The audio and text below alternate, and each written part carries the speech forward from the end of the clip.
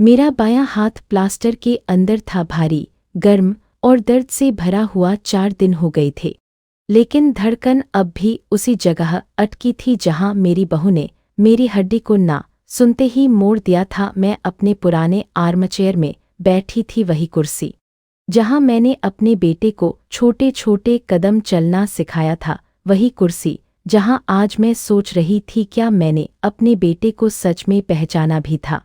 बाहर से आवाज आई, गेट खुला और फिर पैरों की तेज चाल, किसी के जूते नहीं, चप्पल नहीं, कड़क एड़ी की टिक टिक जैसे उल्टी गिनती चल रही हो। फिर दरवाजे पर जोर जोर से थप्पड़ जैसी चोटें पड़ी। शैलजा, दरवाज़ा खोल, मेरे बेटे आदित्य की आवाज़ थी, गुस्से से भरी लेकिन उससे भी ज्यादा हड़बड़ी से। और उसी के पीछे मेरी बहू समायरा, कड़वी, तेज और जहर जैसी। साफ आज साइन करके ही दम लेंगे, समझी, वरना। मैंने दरवाजे की चेन नहीं हटाई। मेरा दिल ऐसा धड़का जैसे वो दीवारों के आर पार सबको बता देगा कि मैं डर रही हूँ। आदित्य, क्या चाहिए तुम्हें? मैंने कोशिश की कि आवाज़ न कांपे। जो हमारा है वही। समायरा दहाड़ी, वो पैसा पूरे का पूरा, वो पैसा 60 करोड़ की रकम, एक राज्य लॉटरी की जीत, जो मेरे लिए नई जिंदगी थी और उनके लिए शिकार। पूर्णविराम। सुनो, अगर आप अभी सुन रहे हो तो एक सेकंड के लिए कमेंट में बताओ आप इंडिया के किस शहर/गांव से सुन रहे हो। बस इतना लिख दो, मुझे सच में जानना है ये कहानी कहाँ कहाँ तक पहुँचती है। और अगर आपको ऐसी रियल फैमिली थ्रिलर कहानियाँ पसंद है तो अभी चैनल को सब्सक्राइब कर लेना, क्योंकि आगे जो होने वाला है वो आप सोच भी नहीं सकते। मैंने दरवाज़ा थोड़ा सा खोला, सिर्फ इतना कि मेरा चेहरा दिखे और मेरी कास्ट की सफ़ेदी दिखे। बस आदित्य ने एक पल मेरी तरफ देखा। 4 दिन पहले का वही नज़ारा, जब समायरा ने मेरा हाथ मरोड़ा था और मैं चीखी थी। उस पल की शर्म भी उसके चेहरे पर नहीं थी। वो सीधे अंदर घुस गया, जैसे ये घर उसका हो। समायरा पीछे पीछे आई, आंखों में चमक, लालच की चमक नहीं, हक की चमक। माँ, आदित्य ने जानबूझकर माँ कहा, ताकि लोग सुने तो लगे कि वो अच्छा बेटा है। अब ड्रामा बंद करो, हमें ट्रांसफर चाहिए। मैंने अपने घायल हाथ को अपनी पसलियों से चिपका कर रखा। मदद चाहिए तो बताओ, लेकिन सब कुछ नहीं। समायरा ऐसे हंसी जैसे मैंने कोई मजाक कर दिया हो। सब कुछ नहीं? अरे वाह, इधर मेरी प्रेगनेंसी चल रही है, डॉक्टर के खर्चे, बच्चे का भविष्य, और ये जी मैं नहीं दूंगी। उसने मेरा घर ऊपर नीचे देखा। वैसे भी इस घर का क्या करोगी? अब तो उम्र हो गई ना। आदित्य ने फाइल निकाली, मोटी फाइल जैसे कोई केस फाइल हो। अंदर कागज, हाईलाइट, स्टिकी नोट और एक पेज पर बड़ा सा तीर जहां मेरी साइन चाहिए थी। यहाँ उसने पेन आगे बढ़ाया। ये सिर्फ फॉर्मेलिटी है, बैंक वाले जानते हैं। मैंने पेन नहीं पकड़ा। किस बात की फॉर्मेलिटी? मेरी जिंदगी फॉर्मेलिटी है। समायरा मेरी तरफ झुकी, उसकी आवाज़ धीमी हुई, लेकिन उस धीमेपन में ही सबसे ज्यादा डर था। देखो शैलजा जी, बहस मत करो। कल तक आपको साथ चलना है बैंक में और फिर खाते में ट्रांसफर। मैंने धीमे से कहा, मैं अकेली जाऊंगी। आदित्य की आंखें सिकुड़ गईं। अकेली? क्यों? आपको हम पर भरोसा नहीं? मैंने उसे देखा और मैंने सच बोल दिया। नहीं आदित्य, अभी नहीं। बस यही शब्द था। नहीं। समायरा का चेहरा बदल गया, जैसे किसी ने उसके अंदर की मिठास का स्विच ऑफ कर दिया हो। तू हमें शर्मिंदा करेगी, उसने तू बोला, जानबूझकर। पूरा खानदान पूछेगा। बेटा बहू क्या मांग रहे थे? तू क्यों नहीं दे रही थी? लोग क्या कहेंगे? यही था असली हथियार, पैसा नहीं, लोग क्या कहेंगे। आदित्य ने धीरे से सांस ली, जैसे वो खुद को कंट्रोल कर रहा हो। माँ सुनो, ये मौका है। मैंने जिंदगी भर मेहनत की है। मेरा दोस्त दुबई चला गया, मेरा एक दोस्त कनाडा। मैं यही फंसा रहा तुम्हारे लिए। मैंने अपने अंदर कुछ टूटते सुना। मैंने तुम्हें कभी रोका? मैंने कहा, तुम्हारे पापा के जाने के बाद मैंने 2 नौकरी की, स्कूल में पढ़ाती थी, शाम को ट्यूशन, रात को घर आकर भी तुम्हारे कपड़े धोती थी तुम्हारे लिए। मैंने अपनी नींद, अपनी दवा, अपना सब कुछ। समायरा ने काट दिया। ये सब करके एहसान मत जताओ, माँ का काम है और अब हमारी बारी है। उसने मेरे गाल की तरफ हाथ उठाया और इस बार थप्पड़ नहीं, बस उंगली से मेरे चेहरे को धक्का दिया, समझी? मैंने डर को निगल लिया। मेरा पैसा है, मेरे नाम का अकाउंट है। आदित्य ने ठंडी आवाज में कहा, कल सुबह तुम हमारे साथ चल रही हो और अगर तुमने पुलिस की बातें सोची तो याद रखना, हम भी बातें करना जानते हैं। कौन सी बातें? मैंने पूछा। जवाब पहले से पता था। समायरा मुस्कुराई। हादसे वाली बातें, रिश्तेदारों वाली बातें, सोसाइटी वाली बातें हम बोलेंगे। तू पागल हो गई है, तुझे भ्रम होता है, तू बच्चों को बदनाम कर रही है। मैंने अपनी कुर्सी के हत्थे को कसकर पकड़ा। मुझे अचानक समझ आया, ये सिर्फ पैसा नहीं चाहते, ये मेरी आवाज़ भी छीनना चाहते हैं ताकि मैं कुछ भी कहूँ तो लोग कहे बूढ़ा। मेरा गला भर आया। तुमने 4 दिन पहले मुझे बचाया क्यों नहीं? वो पल भर रुका, फिर उसकी आंखें नीचे हो गईं, जैसे उसे किसी ने स्क्रिप्ट याद दिला दी हो। माँ, वो गुस्से में हो गया। समायरा फुसफुसाई। गुस्से में? अरे जो नहीं मानता उसे समझाना पड़ता है। और फिर उसने मेरा कास्ट वाला हाथ पकड़ने की कोशिश की। मैं पीछे हटी, मत छूना। लेकिन उसने छुआ। उसकी उंगलियां मेरे प्लास्टर पर फिसलीं और अगले ही सेकंड उसने उस हाथ को जोर से ऊपर खींचा। दर्द बिजली जैसा मेरी गर्दन तक गया। मेरे मुंह से चीख निकल गई। आदित्य वहीं खड़ा रहा। वो नहीं हिला, वो नहीं बोला, छोड़। और उसकी चुप्पी ने मेरे अंदर कुछ स्थायी रूप से बदल दिया। मैंने कांपती सांस के बीच कहा, तुम मेरे बेटे हो। आदित्य ने पहली बार मेरी तरफ सख्ती से देखा। और तुम मेरी माँ हो, इसलिए समझदार बनो। समायरा ने हाथ छोड़ा और मेरे कान के पास आकर कहा, अगली बार दूसरा हाथ फिर चलना भी मुश्किल हो जाएगा। वो दोनों ऐसे निकल गए जैसे ये सब घर की बात हो, जैसे मेरे दर्द का कोई बिल नहीं बनता। दरवाज़ा बंद हुआ और मैं अपने ही घर में, अपने ही आर्मचेयर में एक पल को इतनी अकेली लगी जैसे मेरे आसपास हवा भी मेरे खिलाफ हो। मैंने रोना चाहा, लेकिन आंसू नहीं निकले, बस एक सूखी गर्मी निकली। मैंने खुद से कहा, शैलजा, अब या तो तू टूटेगी या तू सीख जाएगी, क्योंकि सच यह है, बुजुर्ग होना कमजोरी नहीं, कमजोरी तब होती है जब हम शर्म से चुप हो जाते हैं। मैं धीरे धीरे उठी, किचन तक गई, पानी पिया और फिर मैंने वही किया जो समायरा को सबसे ज्यादा खतरनाक लगता। मैंने सबूत बनाना शुरू किया। मैंने अपने फ़ोन में आवाज़ रिकॉर्डिंग का बटन ढूंढा। मैंने उस टूटे हुए पल की फोटो देखी, मेरे गाल पर उंगलियों के निशान, कास्ट पर खरोंच। फिर मैंने अपना पुराना रजिस्टर निकाला जिसमें मैं कभी बच्चों की अटेंडेंस लिखती थी। आज उसी में मैंने तारीख लिखी, समय लिखा।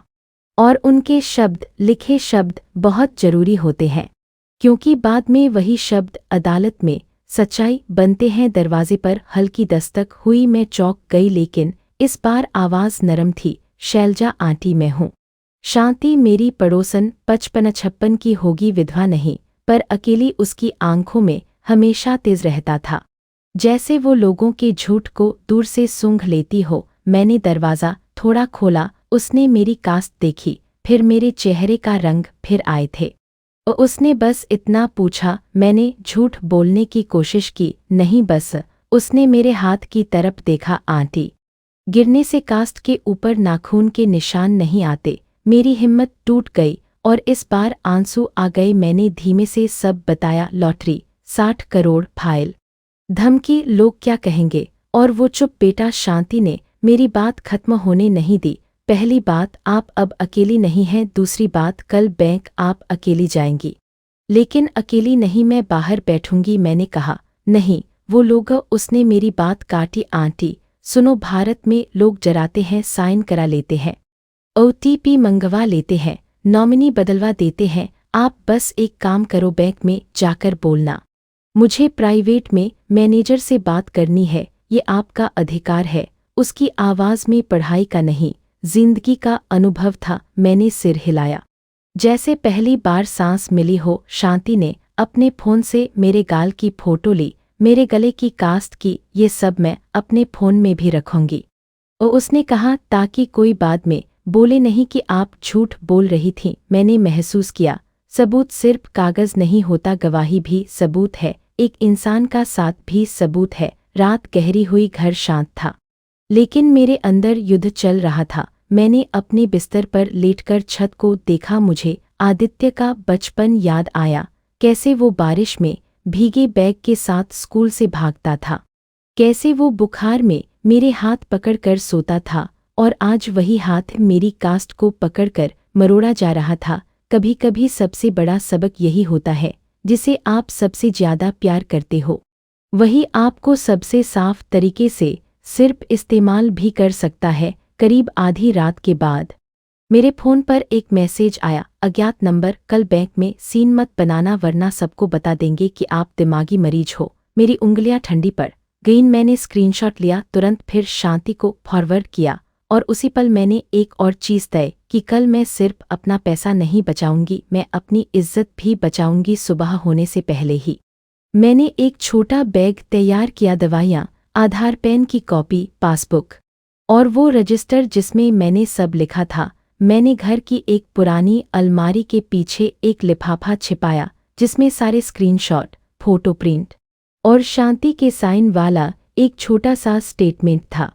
मैंने इन्हें देखा है क्योंकि मैं जान चुकी थी जब घर के लोग ही दुश्मन बन जाए तो आपको अपनी फाइल खुद बनानी पड़ती है। सुबह करीब 8 बजे गेट पर फिर से कार की आवाज़ आई। मेरे पेट में हलचल हुई, लेकिन इस बार डर के साथ एक और चीज़ भी थी, तैयारी। आदित्य और समायरा अंदर आए। इस बार दोनों बहुत स्मार्ट बने हुए थे। आदित्य ने मीठी आवाज़ में कहा, माँ चलो जल्दी, बैंक खुलते ही काम निपटा देते हैं। समायरा ने मेरी कास्ट देखकर झूठी चिंता दिखाई, अरे दर्द तो नहीं है ना, आप बस साइन कर दो फिर आराम कर लेना। मैंने सिर झुकाया। मैंने वही किया जो उन्हें चाहिए था।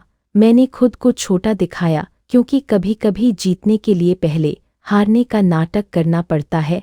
हम बैंक पहुंचे। भीड़ थी, कैश काउंटर के पास लाइन और कोने में एक सीसीटीवी कैमरा ऊपर से सब देख रहा था। समायरा ने मेरे कान में कहा, याद रखना, कुछ उल्टा सीधा बोला तो घर आकर।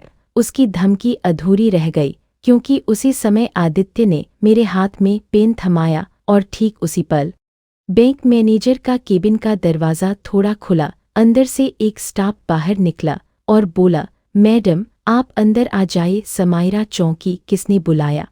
मैंने धीरे से कहा। मैंने आदित्य का चेहरा सख्त हो गया, तुमने क्या किया? मैंने बिना उन्हें देखे बस इतना कहा, आज पहली बार मैं अपनी आवाज़ इस्तेमाल करने वाली हूँ। और मैं मैनेजर के कमरे की तरफ बढ़ गई। पीछे पीछे उनके कदम भी आए, लेकिन ठीक दरवाजे पर मैनेजर ने हाथ उठाकर कहा, मैडम अकेली आएंगी। समायरा की आंखें जल उठी। आदित्य ने मेरे कंधे पर हाथ रखा, बहुत कसकर। मैंने पलटकर उसकी तरफ देखा और पहली बार मैंने उसके चेहरे पर डर देखा क्योंकि अब कहानी मेरे हाथ में जा रही थी। और जैसे ही केबिन का दरवाज़ा बंद हुआ, मैनेजर ने मेरी तरफ देखकर कहा, मैडम आप सुरक्षित हैं, अब बताइए आपके साथ क्या हो रहा है?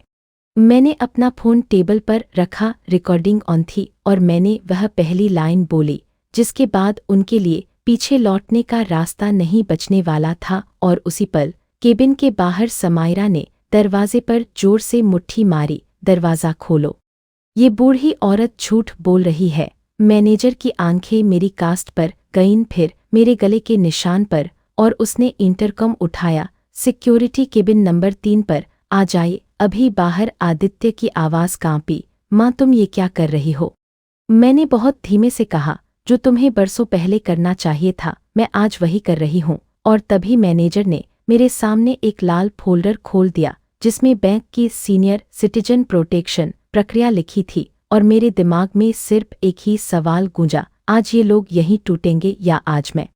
मैनेजर ने इंटरकम रख दिया, लेकिन उसकी उंगलियां अभी भी कांप रही थीं, शायद मेरे निशान देखकर या शायद इसलिए कि वो समझ गया था ये घर का झगड़ा नहीं है, ये ज़बरदस्ती है। मैंने अपनी कास्ट को टेबल पर टिकाया, सर मैं किसी से लड़ने नहीं आई, मैंने बहुत धीरे कहा, मैं बस अपने पैसे और अपनी जान की सुरक्षा चाहती हूँ। बाहर समायरा की चीख फिर आई, ये बूढ़ी औरत ड्रामा कर रही है, इसे बाहर निकालो। आदित्य की आवाज़ उसके पीछे दब गई, समायरा चुप हो जा। मैनेजर ने दरवाजे की तरफ देखा, फिर मेरी तरफ, मैडम आप साफ साफ बताइए, क्या आप पर दबाव है? क्या आपको चोट लगी है? और क्या ये लोग आपके साथ आए हैं? मैंने सिर हिलाया, हाँ दबाव भी है और चोट भी। मैंने अपना फ़ोन उसके सामने सरका दिया, स्क्रीन पर फोटो थे, गाल पर उंगलियों के निशान, गले पर नीली सी लाइन, कास्ट पर खरोंच। फिर मैंने वो स्क्रीनशॉट दिखाया, अज्ञात नंबर वाला मैसेज जिसमें धमकी थी कि दिमागी मरीज बोल देंगे। मैनेजर का चेहरा पीला पड़ गया। ये बहुत गंभीर है, मैंने कहा, और ये बस शुरुआत है। ये लोग मुझसे मेरे नाम के खाते से पूरा पैसा अपने नाम करवाना चाहते हैं। मैनेजर ने कुर्सी आगे खिसकाई। मैडम, पहले आप शांति रखिए। दूसरा, आपको कोई भी कागज दबाव में साइन नहीं करना है। और तीसरा, अगर आप चाहें तो हम तुरंत सिक्योरिटी और पुलिस को बुला सकते हैं। पुलिस अभी नहीं, मैंने कहा, क्योंकि मेरे दिमाग में वही डायलॉग घूम रहा था। लोग क्या कहेंगे? मेरे बेटे की शादी, समाज, रिश्तेदार सब मिलकर मुझे ही दोषी बना देंगे। मैनेजर ने मेरी आंखों में देखा। मैडम, मैं समझता हूँ, लेकिन कम से कम बैंक के अंदर आपकी सुरक्षा हमारी जिम्मेदारी है। उसने एक फॉर्म निकाला और धीरे धीरे समझाया, जैसे मैं बच्ची हूँ, ताकि मैं घबराऊं नहीं। देखिए, हम आपके खाते पर कुछ सुरक्षा कदम लगा सकते हैं, जैसे किसी भी बड़े ट्रांसफर पर अलग वेरिफिकेशन, आपके लिए नया पिन और आपके नंबर पर अलर्ट। मैंने तुरंत कहा, मेरा नंबर इन लोगों को पता है। वो पल भर रुका, फिर बोला, तो हम आपके अलर्ट के लिए नंबर बदल सकते हैं, लेकिन वो भी आपकी मौजूदगी में। और आप चाहें तो आपका ATM/डेबिट कार्ड अभी ब्लॉक कर देते हैं, चेकबुक पर स्टॉप। और किसी भी थर्ड पार्टी को, उसने बाहर की तरफ सिर हिलाया, यहाँ तक कि बेटे को भी, बिना आपकी लिखित अनुमति के कोई जानकारी नहीं देंगे। उसके शब्द मुझे हवा जैसे लगे। पहली बार किसी ने मेरे साथ इंसान की तरह बात की थी। मैंने धीमे से पूछा, और अगर वो मुझे जबरदस्ती बाहर ले जाए? मैनेजर ने बहुत शांत आवाज में कहा, मैडम, बैंक में आप अकेली ग्राहक नहीं हैं। यहाँ कैमरे हैं, गार्ड हैं, और अगर खतरा लगा तो हम इमरजेंसी कॉल कर देंगे। मैंने अपने अंदर डर को दबाया और दिमाग को तेज किया। सर, एक बात और जी, मैं नहीं चाहती कि इन्हें पता चले कि मैंने क्या किया। वो समझ गया। उसने सिर हिलाया, जैसे मेरी चाल पढ़ ली हो। तो आप क्या चाहती हैं? मैंने धीरे से कहा, मैं चाहती हूँ कि खाते में ऐसा लगे जैसे सब सामान्य है, पर असल में मेरा पैसा सुरक्षित हो जाए। मैनेजर ने अपनी कुर्सी पर थोड़ा पीछे होकर सोचा। मैडम, तकनीकी तौर पर हम आपकी इच्छा के अनुसार आपके पैसे को अलग अलग सुरक्षित साधनों में रख सकते हैं, लेकिन इतनी बड़ी रकम आपको सलाह की जरूरत होगी और नियम भी हैं। मैंने कहा, मुझे बस इतना चाहिए कि आज ये लोग खाली हाथ जाए। मैनेजर ने स्टाफ को बुलाया। दरवाजे पर हल्का सा नॉक हुआ। एक महिला अधिकारी अंदर आई। मैनेजर ने उसे इशारा किया, मैडम का काम प्राथमिकता पर और गोपनीयता पूरी। मैंने बाहर की आवाज़ें सुनी। समायरा अब आदित्य पर चिल्ला रही थी, देखा, तेरी माँ चालाकी कर रही है, तू आदमी है या क्या? आदित्य ने कुछ कहा नहीं। उसकी चुप्पी मुझे अब कमजोरी नहीं लग रही थी, वो चुप्पी अब मुझे साजिश लग रही थी। मेरे सामने फॉर्म खुले महिला अधिकारी ने बड़ी सरल भाषा में कहा, आंटी, आप सिर्फ ये लिख दें कि आप दबाव में हैं और आप किसी भी ट्रांसफर को अभी रोकना चाहती है। मैंने कलम उठाई। मेरा हाथ कांप रहा था, लेकिन मैंने लिखा। उसके बाद मैनेजर ने कहा, अब हम आपके खाते पर एक फ्लैग लगाएंगे। कोई भी बड़ा ट्रांजैक्शन आपकी अलग पुष्टि के बिना नहीं होगा। मैंने एक सांस ली। और मेरा पैसा, आप चाहे तो आप दूसरे बैंक में या दूसरे ब्रांच में एक नया खाता खोल सकती हैं। मैनेजर बोला, लेकिन ये एक दिन का काम नहीं। KYC जांच। मैंने कहा, मुझे एक दिन नहीं चाहिए सर, मुझे बस आज की शाम तक बचना है। मैनेजर ने मेरी तरफ देखा और पहली बार उसकी आवाज़ में एक इंसानी गर्मी आई। मैडम, आप बहुत हिम्मती हैं। उसने एक छोटा सा स्लिप निकाला और बोला, आप इस ब्रांच के सीनियर रिलेशनशिप डेस्क पर अभी बैठिए, मैं आपकी मदद करवा देता हूँ। कम से कम आप सुरक्षित निकले। फिर उसने इंटरकॉम उठाया। गार्ड लॉबी में 2 लोग हैं। एक महिला बहुत आक्रामक है, दूरी बनाए रखिए। मेरे पेट में गांठ बन गई, क्योंकि मुझे पता था बाहर निकलते ही तूफान आएगा। मैं जब केबिन से बाहर निकली तो दृश्य वही था जिसकी मुझे उम्मीद थी। समायरा का चेहरा लाल था, उसकी आंखें ऐसी थीं जैसे वो मुझे वहीं नोच लेगी। आदित्य का जबड़ा भिंचा हुआ था, फाइल उसकी मुट्ठी में थी। समायरा ने मेरी तरफ झपटकर कहा, अंदर क्या किया?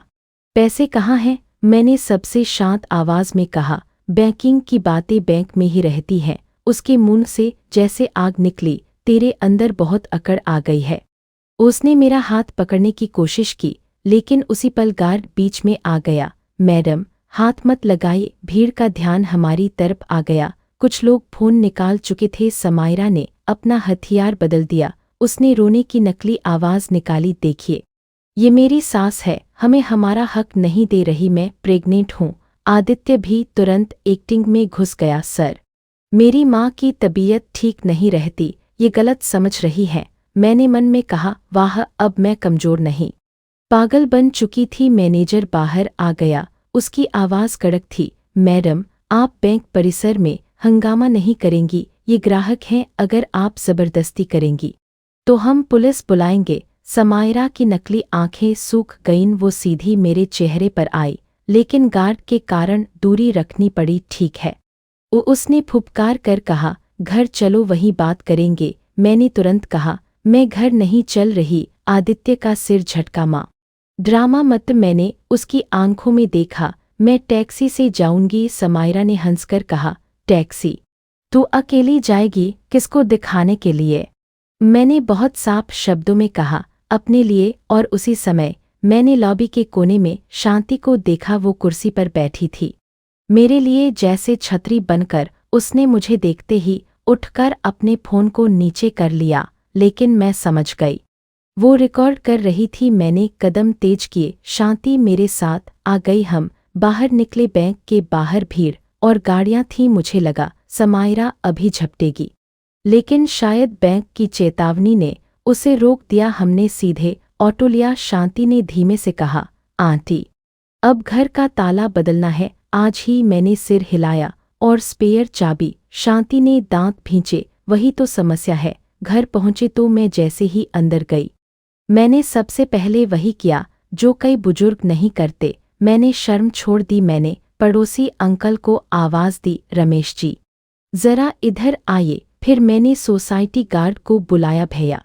आज से मेरे घर में कोई बिना मेरे कहे नहीं आएगा, चाहे बेटा हो या बहू। गार्ड ने अजीब सी नज़र से देखा, लेकिन शांति ने तुरंत कहा, लिखित में दे रहे हैं आंटी, नियम है। मैंने कागज पर लिखा और साइन किया। उसके बाद शांति ने एक लोकस्मिथ बुलाया। शाम होते होते मुख्य ताला बदल गया। स्पेयर चाबी अब सिर्फ मेरे पास थी, और जैसे ही ताला बदला मेरा फोन फिर बजा। इस बार नंबर आदित्य का था। मैंने उठाया नहीं। फिर समायरा का कॉल, मैंने उठाया नहीं। और फिर व्हाट्सएप सोसाइटी के ग्रुप में एक मैसेज वायरल हो, पागलपन में पैसा छिपा दिया। बहू प्रेग्नेंट है, फिर भी उन्हें परेशान कर रही है। मेरे हाथ सुन्न हो गए। शांति ने फोन छीन लिया। आंटी, स्क्रीनशॉट लो सबका। मैंने स्क्रीनशॉट लिए एक एक। और फिर समायरा ने स्टेटस लगाया, रोती हुई फोटो, हाथ पेट पर, कैप्शन जैसे वो कोई देवी हो। मेरे अंदर गुस्सा उठा, लेकिन शांति ने मुझे सीधा रास्ता दिखाया। आंटी, आप जवाब में गाली नहीं दोगी, आप बस सबूत जोड़ोगी। मैंने पूछा,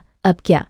शांति ने कहा, अब वकील। आज ही शाम को हम एक जान पहचान वाले वकील के ऑफिस गए। एडवोकेट नीरज मल्होत्रा, उम्र करीब 50, आंखों में सख्ती, आवाज में शांति। मैंने सब बताया, बैंक का सीन, धमकियां, चोट, व्हाट्सएप बदनामी, और वो फाइल। वकील ने एक लाइन में मेरी कहानी पकड़ ली, मैडम, ये पैसे की लड़ाई नहीं है, ये कंट्रोल की लड़ाई है। फिर उसने बहुत आसान शब्दों में मुझे 3 बातें बताईं, जैसे पढ़ा रहा हो, लेकिन डराए बिना। एक, कोई भी कागज दबाव में साइन नहीं करना। 2, आपके खिलाफ वो मेंटल अनफिट वाला खेल खेल सकते हैं। 3, वो आपके ऊपर झूठा केस भी डाल सकते हैं, ताकि आप डरकर समझौता कर लें। मेरे रोंगटे खड़े हो गए। झूठा केस?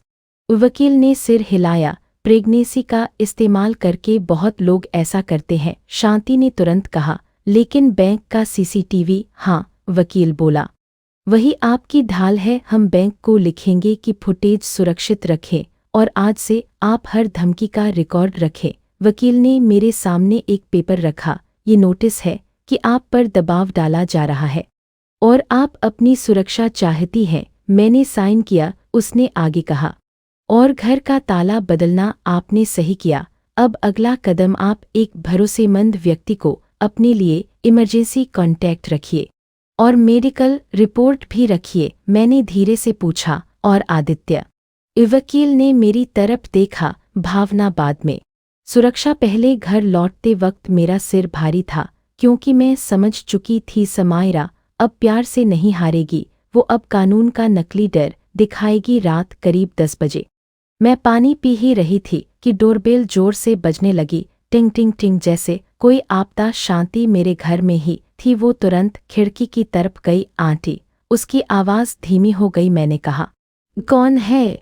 शांति ने कहा, पुलिस। मेरे पैरों के नीचे से जमीन खिसक गई। मैंने दरवाजे की चेन लगाए रखी। बाहर एक पुलिसवाले की आवाज़ आई, शैलजा देवी, दरवाज़ा खोलिए, आपको थाने चलना होगा। मैंने कांपती आवाज़ में पूछा, क्यों? पुलिसवाले ने कहा, आपके खिलाफ शिकायत है। आपकी बहू कह रही है कि आपने बैंक में उसे धक्का दिया, पेट पर मारा और उसकी प्रेगनेंसी को नुकसान पहुंचा। मेरी सांस रुक गई। शांति ने मेरे कान के पास फुसफुसाया, आंटी ये वही है, झूठा केस। और तभी बाहर समायरा की आवाज़ आई, बहुत दूर से, लेकिन साफ। वो जानबूझकर पुलिस के पीछे खड़ी थी ताकि मैं सुनूं। अब दिखाओ अपनी अकड़, अब तुम्हें सीख मिलेगी। मैंने दरवाजे की चेन पकड़ी। मेरे हाथ में ठंडक उतर आई और मेरे दिमाग में सिर्फ एक सवाल था, अगर मैं अभी बाहर गई तो क्या मैं वापस अपने घर लौट भी पाऊंगी? मैंने दरवाजे की चेन नहीं खोली, बस इतना खुला रखा कि मेरी आवाज़ बाहर जा सके। मेरे गले से आवाज़ निकली, आप पहले बताइए, शिकायत किसने की है? पुलिसवाले ने कहा, आपकी बहू ने कह रही है आपने बैंक में उसे धक्का दिया, पेट पर मारा। मेरे हाथ ठंडे पड़ गए, लेकिन मैंने खुद को संभाला। मैंने धीमे से कहा, मैं 73 साल की हूँ, मेरा हाथ प्लास्टर में है। आप सोचिए, मैं किसी गर्भवती को कैसे मार सकती हूँ? बाहर समायरा की आवाज़ फिर चुभी, ड्रामा मत कर पुलिस जी, इसे अभी ले चलो। शांति ने मेरे कान में फुसफुसाया, आंटी कोई झगड़ा नहीं, सिर्फ प्रक्रिया। वकील को फ़ोन। मैंने तुरंत एडवोकेट नीरज को कॉल किया।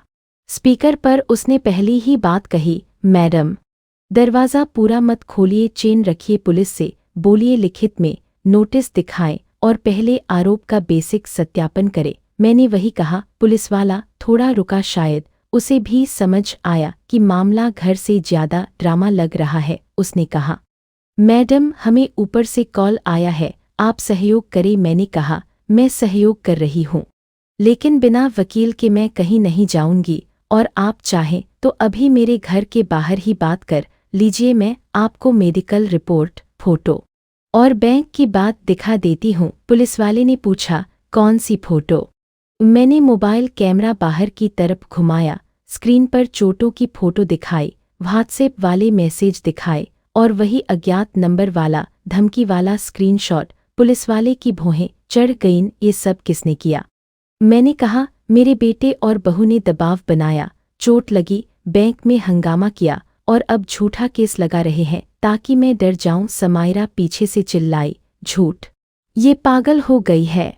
शांति ने तुरंत बोला, पुलिस जी, ये आंटी के साथ बैंक में थी और बैंक का सीसीटीवी भी है, आप चाहें तो ब्रांच मैनेजर से अभी बात कर लीजिए। पुलिसवाले ने अपने साथी को देखा, फिर बोला, ठीक है, पहले सत्यापन करते हैं। उसने वायरलेस पर बात की, फिर मेरा नाम पूछा, मेरा आधार नंबर नहीं, बस पहचान के लिए। मैंने अपना आईडी कार्ड दरवाजे की दरार से दिखाया और कहा, मेरी तरफ से मैं अभी एक लिखित बयान भी दे दूंगी।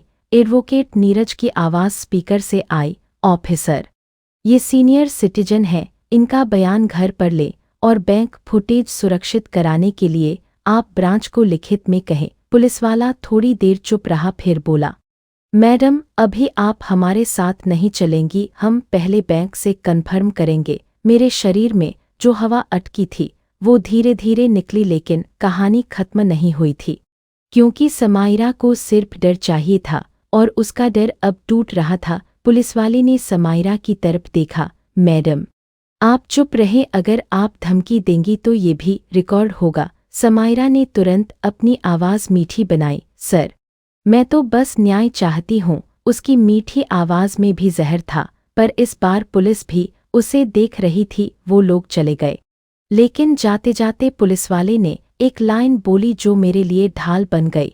मैडम, आप चिंता मत करें, हम जांच करेंगे। दरवाज़ा बंद हुआ तो मेरे पैर कांप रहे थे। मैं फर्श पर बैठ गई। शांति ने पानी दिया, मैंने कहा।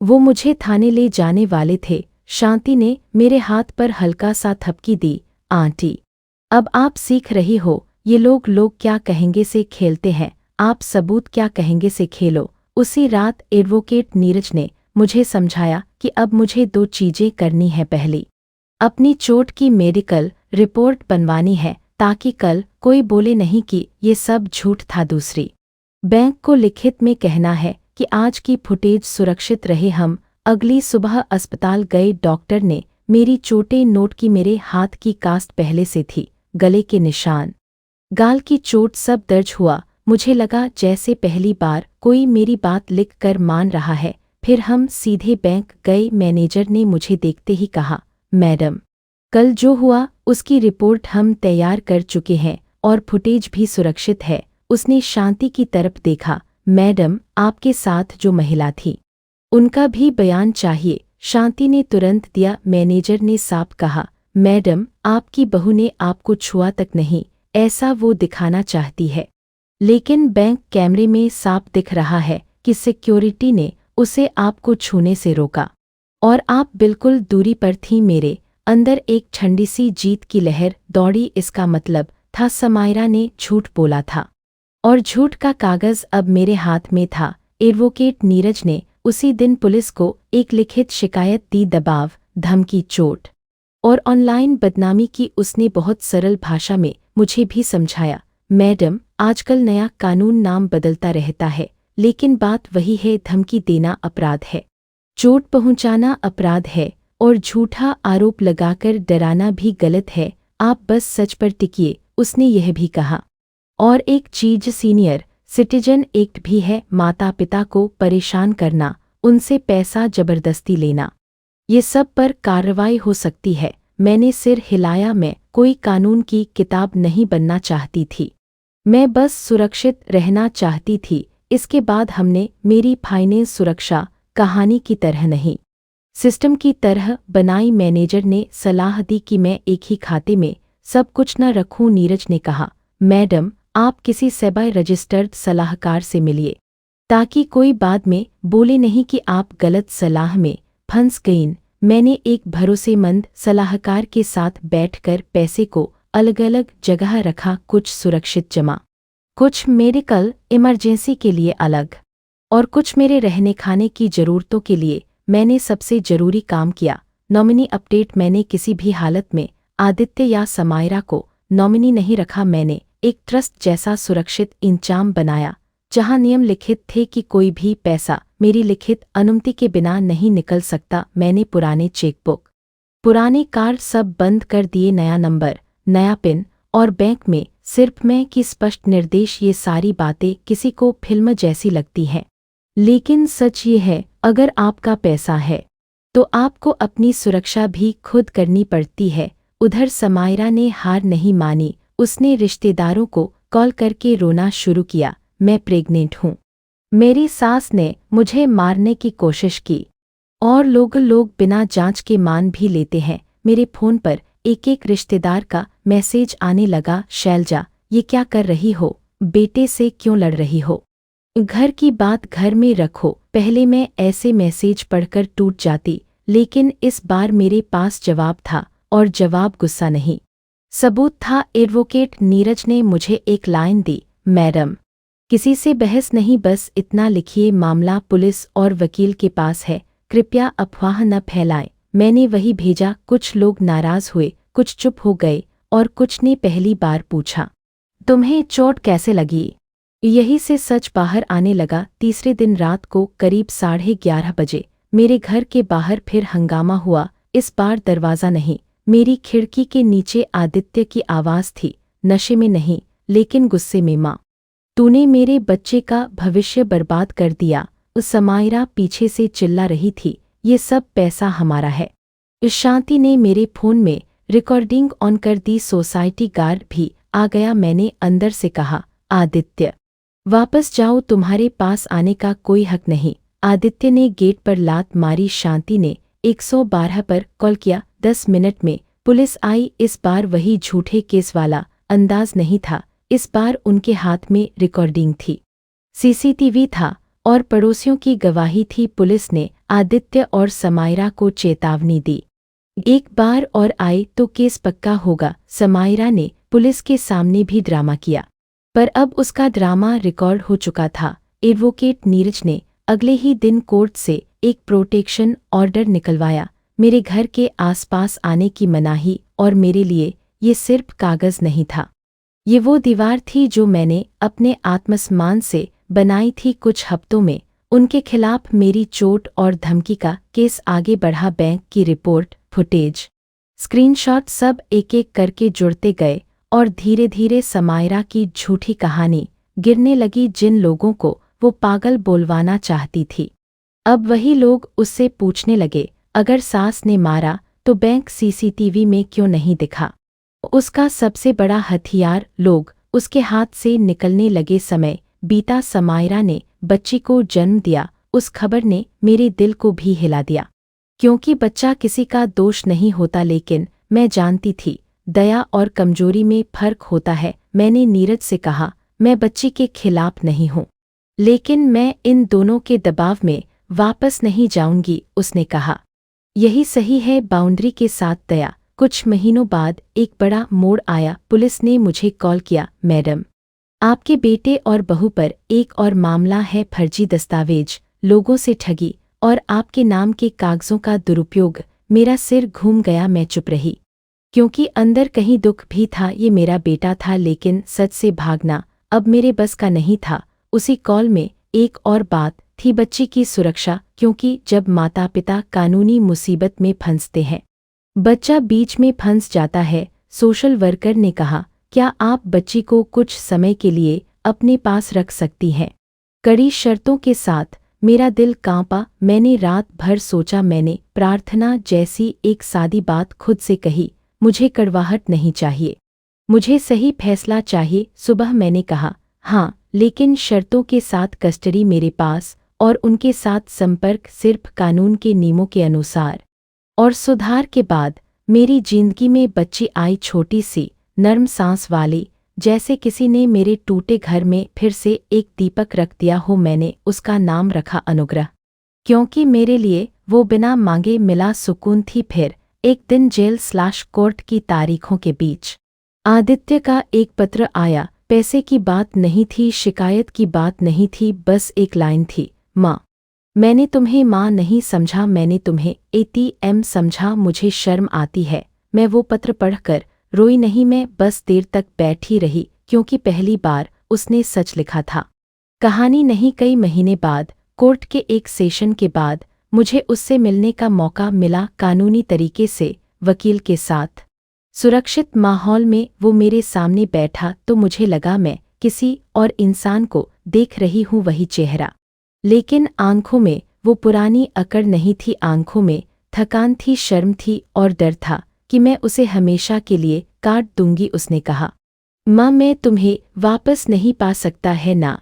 मैंने बहुत धीरे कहा, विश्वास वापस कमाया जाता है, हक से नहीं मिलता। वो रो पड़ा। उसने कहा, मैंने समायरा को नहीं रोका, मैं तुम्हारे सामने खड़ा नहीं हुआ, मैं सबसे बुरा बेटा बना। मेरा गला भर आया, पर मैंने अपने दिल को साफ रखा। मैंने कहा, आदित्य, जो हुआ वो छोटा नहीं था। मुझे दर्द हुआ, मुझे डर लगा, मुझे अपमान हुआ, लेकिन मैं तुम्हें हमेशा के लिए अपनी नफरत में कैद नहीं रखना चाहती। उसने मेरी तरफ देखा, जैसे सांस भूल गया हो। मैंने आगे कहा, मैं तुम्हें पूरी तरह माफ करती हूँ, और समायरा को भी, क्योंकि माफी तुम्हें बचाने के लिए नहीं, मुझे आज़ाद करने के लिए होती है। उसके कंधे हिलने लगे। मैंने उसी सांस में वह बात भी साफ की जो बहुत जरूरी थी। पर माफी का मतलब यह नहीं कि सब कुछ पहले जैसा हो जाएगा। कानून का जो परिणाम है वो होगा, और मेरे घर, मेरे पैसे और मेरी जिंदगी पर अब कोई दबाव नहीं चलेगा। अगर तुम सच में बदलना चाहते हो तो पहले सच में बदलो, फिर समय के साथ भरोसा वापस आएगा। वो बार बार सॉरी बोलता रहा। मैंने बस इतना कहा, अब शब्द नहीं। काम उस दिन मैं घर लौटी तो अनुग्रह मेरे पैरों से लिपट गई। मैंने उसे उठाया, उसके बालों में हाथ फेरा और मुझे पहली बार लगा कि मैं हार नहीं गई, मैं बच गई। मैंने अपने लिए जीना सीख लिया। मैंने ये भी सीख लिया कि बुढ़ापा डरने का नाम नहीं, समझदारी का नाम है। और सबसे बड़ी सीख, अगर कोई आपको लोग क्या कहेंगे से दबाए तो याद रखना, लोग कल नई खबर ढूंढ लेंगे, लेकिन आपकी जिंदगी आपको ही जीनी है। इसलिए सबूत बनाइए, सीमाएं बनाइए और ज़रूरत पड़े तो मदद मांगिए, बैंक में, वकील के पास, पड़ोसी के पास। कहीं भी चुप रहना हमेशा शांति नहीं होता, कभी कभी चुप रहना सबसे बड़ा खतरा होता है। आज भी मेरे हाथ का वो प्लास्टर उतर चुका है, लेकिन उस सफ़ेद पट्टी ने मुझे एक बात सिखाई, मेरी कीमत मेरे पैसे से नहीं, मेरी हिम्मत से है। मैंने अपने बेटे को माफ़ किया, लेकिन खुद को फिर कभी कमज़ोर नहीं होने दिया। अगर आप भी ये कहानी सुनकर कुछ महसूस कर रहे हो तो कमेंट में बस एक शब्द लिखो, हिम्मत, और इस चैनल को सब्सक्राइब कर लो, क्योंकि अगली कहानी में भी सच, सबूत और शांत न्याय तीनों साथ चलेंगे।